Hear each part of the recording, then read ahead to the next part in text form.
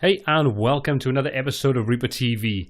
In today's video, I want to go through a plugin that I really kind of fell in love with recently. It's not as much a review or a tutorial, it's more a case of just a demonstration of what this can do for your tracks. Now, there are multiple different uses for this particular plugin, and effectively it's kind of 4 plugins in one. But I wanted to show it to you because it's one of those plugins that it's not expensive at all. It's definitely worth investing in. And if you like guitars and things and you want to add a little bit of saturation or coloration to any kind of audio you're working on, then this is definitely a plugin worth checking out. So without further ado, let's crack on, take a look at that plugin, and let's go through a couple of demo pieces just to show you what it can do to your tracks and the different individual instruments you've got in a track. Let's check it out now.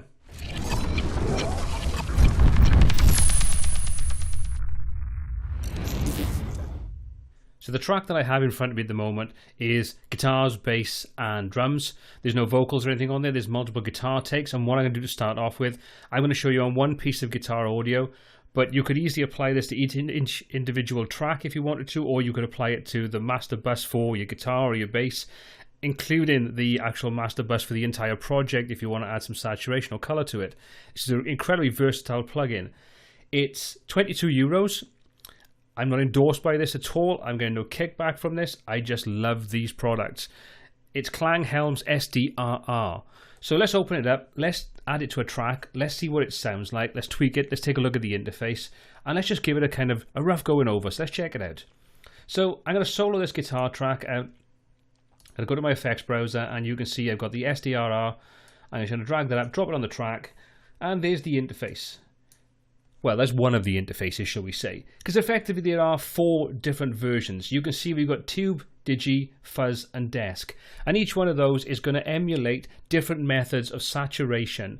You're going to find they've got different sort of EQ characteristics and different EQ controls. So if we switch between them, you'll see, first of all, the tube, we've got what looks like a Marshall kind of EQ section where we've got character, harmonic balance, frequency response and dynamics. We switch over to digital, you can see we've got different ones. We've got harmonic count, balance, frequency response, dynamics, and bitrate. Fuzz gives us different options again. And finally, the desk gives us 4 different options again. So we've also got a drive option. We've got an output option. We can just choose how the VU mode is being used. We can use the trim controls to fine tune things. We can fine tune with the drift. We can adjust how much crosstalk is being used in there, whether we want a low amount, medium or high. And we've got 3 different stages.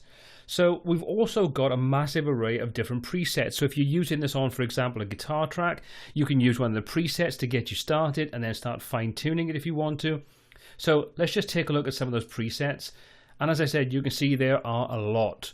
So we've got all of these based upon different instruments. We've got drums, we've got guitars, keys, vocals, master track, radio style.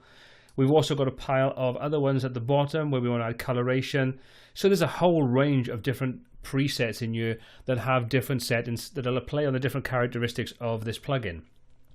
So I'm going to start off by just going up and we're going to choose guitar, heavy guitar spice, just so we're going to give it a little bit more of something. So let's just hit that. You'll see that switches over to the digi.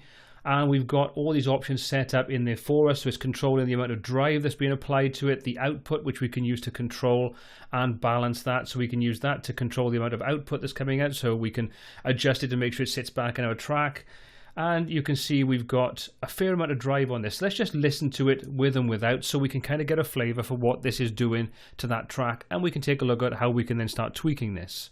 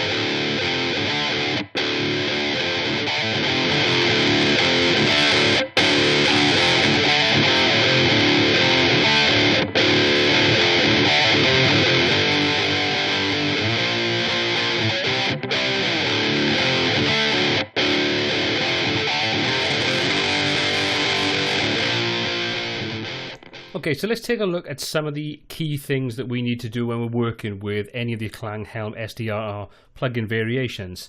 You can see that we've got drive and we've got output, we've got a VU meter in the middle, and we've got different VU modes. And like I said, we've got different sort of characteristics based on tube and so on.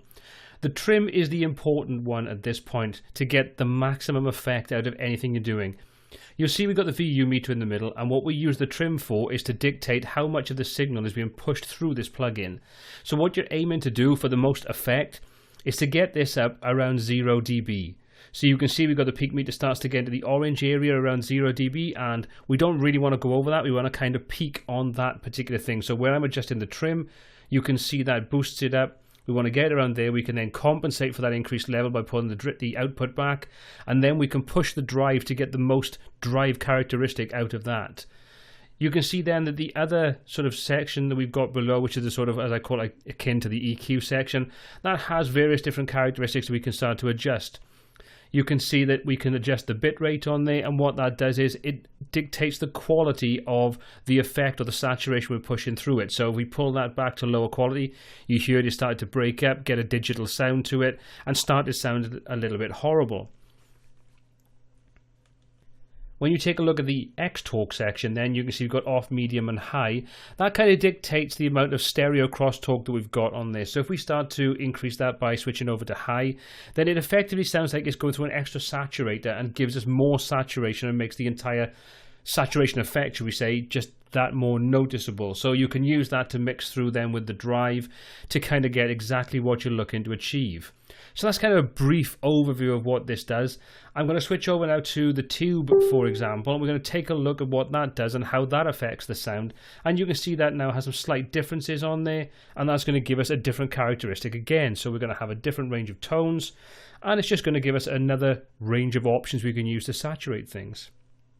So I'm just going to start this same guitar track up, and I'm just going to tweak the EQ and the drive and the output and everything on this, all the different characteristics, just so you can kind of see how this one affects it. And then we'll take a look at some of the other options available. I'll A/B it so you can see the differences. They're going to be quite subtle, but they are going to be there, and overall they should accumulate to give you a nice extra level of saturation and control over the instruments that you're looking to affect with this particular plugin. So let's take a listen to that now.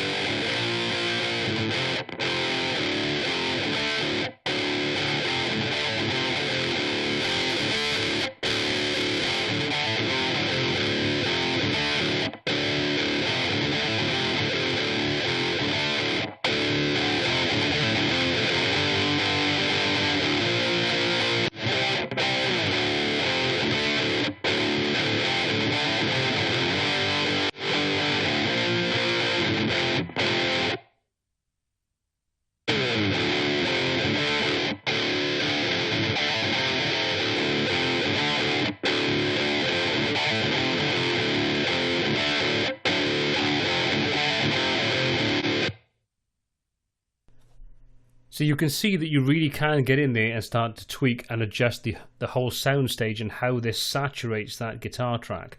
Now for me, the one that I prefer out of all four options is the desk option, because it allows me to tighten up both the bass and the treble in a guitar track, so I can boost or I can drop those down to compensate and give me a frequency response that I want.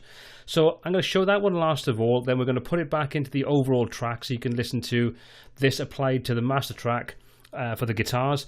I'll A/B that again so you can listen to the differences. So I'm just going to show you that now, and yeah, let's take a look at that.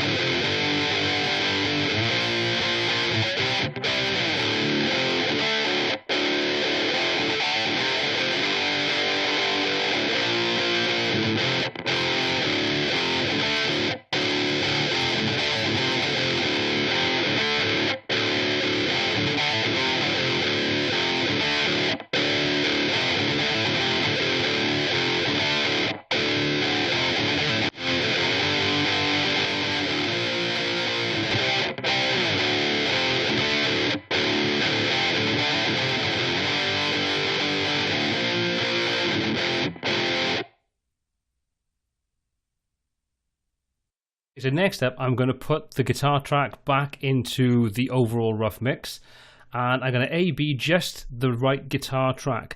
And what you should hear is that when it's disabled, the guitar track kind of disappears back into the background a little bit. And once you enable this, the SDRR from Klanghelm, that the guitar starts to jump out a little bit more. It starts to sort of focus itself more in the actual sound space. So let me show you what I mean with that. Take a listen. Now obviously if you're dealing with this on cheap speakers, you may not hear it. I'm using on a set of monitors. I'd recommend either a set of monitors or a good set of headphones to make sure that you can hear these differences. But hopefully whatever you're using, you'll be able to sort of pick out something that we're actually changing on this. So let's have a listen to that.